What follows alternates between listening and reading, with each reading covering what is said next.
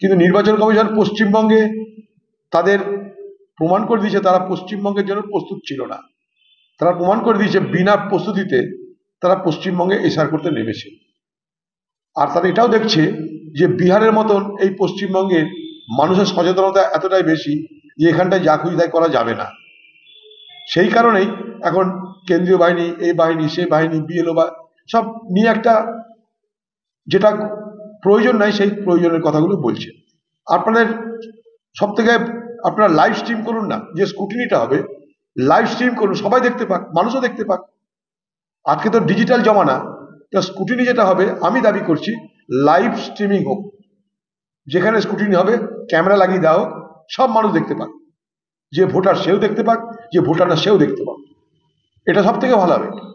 Live streaming হোক, কারোর কোনো বক্তব্য থাকবে না।